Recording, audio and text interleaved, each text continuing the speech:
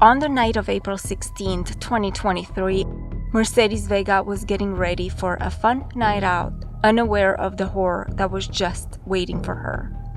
As she walked into her apartment's parking garage, security cameras captured her walking calmly and relaxed. But just seconds later, she was ambushed from behind, struck on the head with a blunt object, and forced into a car.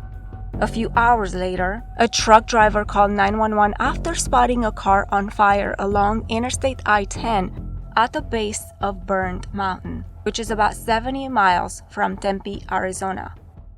CPS 911, where's your emergency? I just want to report a car that's on fire. It was like down in the bushes, but I saw a flame inside the vehicle. The driver was unaware that what he was witnessing was not just a car on fire, but the aftermath of a horrifying crime. There appears to be a dead person in the vehicle. When the firefighters arrived, they found Mercedes-Vega's lifeless body in the back seat of the car. She had been set on fire while still alive, after suffering hours of torture. The truck driver also reported seeing a shadowy figure near the burning vehicle. Outside the vehicle? I believe I saw at least one person outside, yes. But by the time help arrived, that figure had vanished into the dark desert. This was no random act of violence, but a meticulously planned murder. Just when you thought you've heard it all, the story of Mercedes-Vega uncovers new depths of terror and cruelty, with many disturbing twists and a possible strong motive behind it. Thank you for joining me as we dive into the tragic case of Mercedes-Vega. Mercedes' family has spoken about the unimaginable pain she have endured. My child is dead. She was burned alive. She was beaten. She had bleach in her throat. Someone who can do something like that to a 22-year-old beautiful young woman is less than human. A year and a half has passed since that night, yet the case is unsolved. However, new developments point to a strong motive. Mercedes was a key witness in an armed robbery case and was testifying against the attacker, who was out on bail at the time of her murder. This case has many twists and turns and also very bizarre. She was tortured, whether it's because she knew something. I do believe that she was targeted because of the nature of the crime.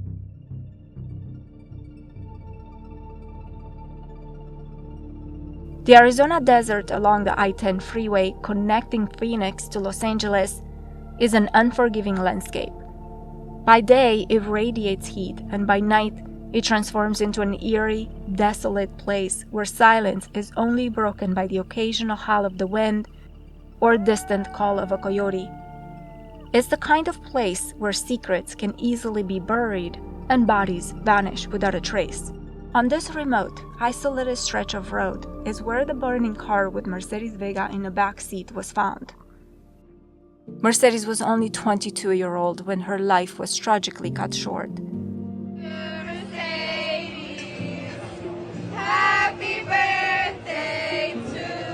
She was born in Alaska and moved to Las Vegas with her mother at a young age before eventually settling into Phoenix, Arizona area. She was driven even from a young age. She created a PowerPoint presentation at just 6 years old to convince her parents to take her to Disney World. She loved babies, animals, and especially horses, which really captured her nurturing and sweet personality. Despite living in a desert most of her life, she had a deep love for the ocean, calling Hawaii her soul's home. In fact, she had visited just a month before her death. A year later is where her ashes were spread. On the night of April 16, 2023, the security cameras captured footage of Mercedes walking to her car in a parking garage of her Tempe, Arizona apartment. The time was around 9:15 p.m. She had originally planned to meet friends at the Dave & Buster's, but changed plans last minute and went to work instead. In the footage, she seemed completely unaware of the nightmare that was just about to unfold. Seconds later, she was attacked from behind, struck in the head with a heavy object as she tried to enter her car. Blood and tissue were found in a parking garage, as a clear evidence of the brutal assault. The attackers knew exactly where the cameras were positioned and made sure that they were not seen on any video cameras. She was then pushed into a car, most likely her own, and kidnapped. A few hours later, around 12:30 a.m. on April 17th, the 911 call reported the car on fire on Interstate I-10. The location was just west of Tonopah at the 85-mile marker, approximately 70 miles from Mercedes' apartment in Tempe and at the base of Burnt Mountain. Was it a coincidence or something far more deliberate? Even more bizarre was the fact that the car wasn't hers. It was a 2018 white Chevy Malibu and traced back to a salvage yard near Peoria, Arizona. The Malibu had been totaled a year prior and was under the possession of a State Farm Insurance. Whether the car was stolen or there was some sort of transaction is a mystery. The previous owner had no connection to Mercedes and no idea how the car ended up being used in such a horrific crime. The vehicle hadn't been reported stolen either, and while the bumper was damaged, investigators withheld details of the car condition that night. It's possible that repairs had been made, since driving a wrecked vehicle would be highly risky while committing a brutal crime. Meanwhile, Mercedes' car, a white Dodge Charger, was found parked illegally near a very busy area called the Culinary Dropout, and it was just a few minutes away from her apartment, almost across the street from her. The keys were found inside the vehicle. Police confirmed that they have video footage showing the car arriving at the Culinary Dropout, and it was not Mercedes driving. It is a head-scratcher the attackers have chosen that particular location since cameras are all over the place, and it's a heavily trafficked area. Then they traveled all the way to the other side of Phoenix, towards the Interstate I-10, with Mercedes injured and bleeding in the car, just to burn it down and commit a horrifying crime on a young woman right beside a busy interstate. I can't help but wonder what may have happened if the truck driver who reported the fire or someone else had stopped to help. Would the attackers have been caught off guard? The medical examiner report revealed the horror Mercedes endured in the hours following her abduction. She was tortured. Bleach was poured down her throat. She suffered a gunshot wound to her arm and blunt force trauma to her head. But sadly, she died from the burns and smoke inhalation, meaning she was still alive when they set her on fire in the back seat of that car. Gloves and bleach were found in the front seat, and fire fluid was in the back seat next to her. Just pure evil. This crime was premeditated with a high level of planning and involvement of at least 2 people and 3 cars involved. It's unlikely that the suspect walked 70 miles through the desert after burning the car. He was either picked up or had a 3rd car waiting somewhere.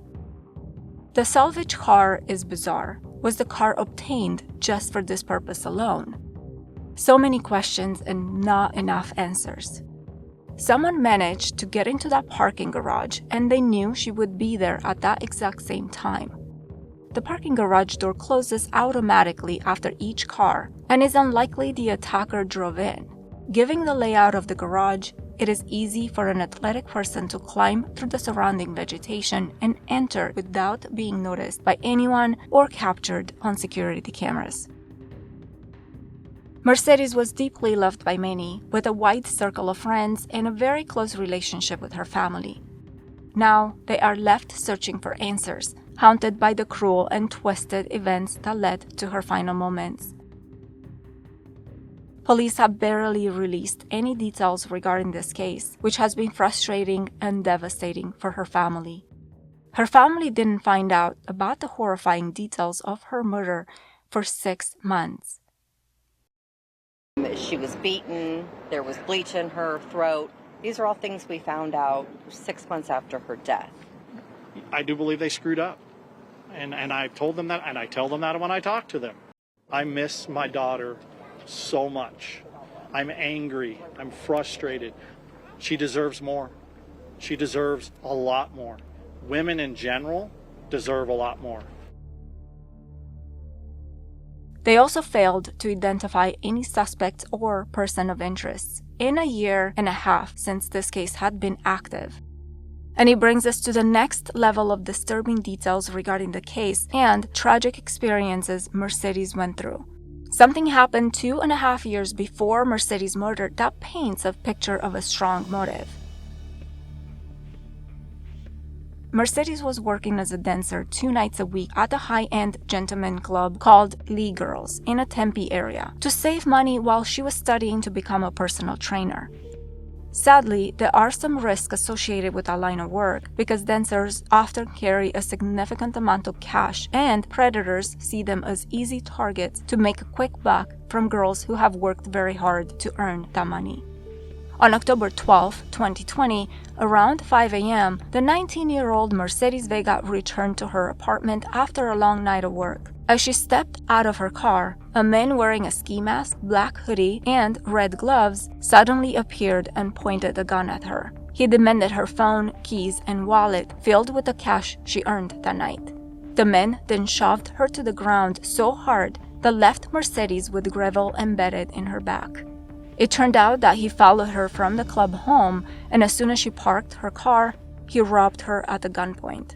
The trauma of the attack was so overwhelming that Mercedes never returned to her apartment and moved out immediately to a new place in Tempe that she hoped would offer more safety.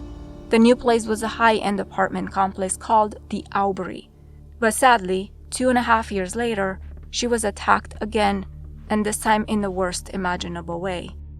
A month after Mercedes' robbery, on November 16, 2020, another dancer from the same club was targeted in the same manner. The video footage from that parking garage showed a hooded figure, eerily similar to the man who attacked Mercedes. Following the incident, Mercedes noticed suspicious activity on her cash app. Someone was attempting to transfer money out of her account and into his. Police then tracked the account information back to a man named Kujo Yang. 2 months later, in December 2020, Mercedes identified Kujo Yang in a photo lineup, leading up to his arrest and charges for aggravated armed robbery. But he was released on $45,000 bond and sent home with an ankle monitor. Where he got the money to make this bond is another twisted angle to this case. Kujo Yang has a long history of violence. He is being investigated for a third robbery that happened in a similar way to another dancer from the same club a year earlier. Multiple women at gunpoint appeared before a judge this morning. Kujo Yang is charged with armed robbery for allegedly targeting women who worked at the same gentlemen's club, following them home, then robbing them. Now, one of those alleged victims is Mercedes Vega, who was murdered last year, and her death remains unsolved to this day. After changing attorneys multiple times, Young's newest lawyer was in court today asking for the judge to push the scheduled trial back so he can get caught up on the case. The state, on the other hand, wants the trial date moved up. Young is due back in court in August, and right now the trial is set for October. But Kujo is an experienced criminal. He got into this line of business when he was only 17 years old. His first armed robbery happened at the age when he was arrested along 2 others in Chattanooga, Tennessee. Young was found in the possession of a loaded semi-automatic pistol. They also stole a car during that robbery. What happened to Kujo Yang in his life is unclear, because for a while, he seemed to have a brighter future ahead as a football player, having played for the University of North Texas. He even interviewed the NFL, but instead, he went down a criminal path. Mercedes was supposed to testify against him as the only witness for the 2 robberies, but days before she could do that, she was brutally murdered. And the list of crimes Yang committed won't stop here. In November 2023, 6 months after Mercedes' murder, even though he had an ankle monitor on, he was arrested once again. This time, he was caught in a narcotic operation. He helped manage a large-scale drug transaction of 40,000 fentanyl-laced pills. 40,000 of them. According to the court documents, the operations led to charges against 11 other individuals. So, Young had connections, and it seems that some of his crimes were committed in teams. While some of these co-defendants were offered plea deals, Yang was refused one and is finally in jail without bond, where he belongs. The charges against him are extensive. He is accused of conspiracy, illegally conducting an enterprise, money laundering, and transporting drugs for sale, among many others. Now that we know all this, could he be connected to Mercedes' death? Yang was due to stand trial for the 2 armed robbery cases, including Mercedes, but a change in his defense attorneys, plural, the trial kept getting delayed. The trial is now set for October 2024 and is just around the corner. It appears that Yang had a few attorneys over the years, all of whom resigned from the case for unknown reasons. His last attorney withdrew due to ethical reasons, whatever that means. The victim in one of the cases died about a week ago of something presumably unrelated. Young's attorney asked to withdraw from his case, delaying his trial for armed robbery. The situation, the ethics question that I'm dealing with and wrestling with, and I was instructed by my ethics counsel that I have a mandatory duty to withdraw. And in November of 2023, he was arrested in a Tempe police narcotics operation, accused of facilitating a large-scale drug transaction involving around 40,000 pills containing fentanyl. 11 other defendants have been charged in the case, and while some have been offered plea deals, Yang has not. He's been held without bail ever since. I'm very grateful that he's sitting with no bond. Yang was supposed to go to trial for the 2 armed robbery cases this week, but in a new development after changing attorneys again, it's now been pushed to October. We all just miss her so much. With all that we know so far regarding the case, the motive to commit a murder strongly points in this direction, and it's really difficult to ignore the big elephant in the room. Eliminate the only witness set to testify against him at the trial. Yang's connection to other crimes and his involvement in large-scale drug operation hints at the broader criminal network. It's possible that her murder was meant to silence her and send a message to others. On April 13th last year, Young's attorney filed a disclosure notice that a man named George was expected to testify at the robbery trial, that he was the individual who threatened Young, coercing him to commit the armed robberies. 4 days later, though, Mercedes was found dead. Young was out on bond with electronic monitoring at the time of her death. 12 News has asked MCSO if they're investigating any connections between the robberies and the murder. The sheriff's office said they will not comment on this or any other possible connects at this point. Yang filed a motion to exclude evidence under the confrontation clauses and as hearsay. This means that he was seeking to prevent certain evidence from being presented at trial.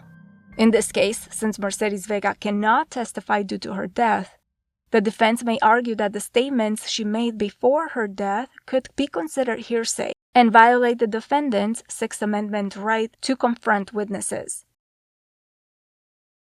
The abduction wasn't meant for sexual assault, possibly at the hand of some obsessive, angry customer. Her motive was personal. It was an act of revenge, to silence her, to send a message. Mercedes was the only known witness who could testify against her attacker. When asked about Kujo Yang's involvement, investigators pointed out to the fact that he was wearing an ankle monitor at the time and there was no known connections. However, that did not prevent him from dealing 40,000 fentanyl-laced pills. Hoping that those responsible are found quickly, because it is terrifying to think that such evil exists and walks free among us, and no woman is safe in that area.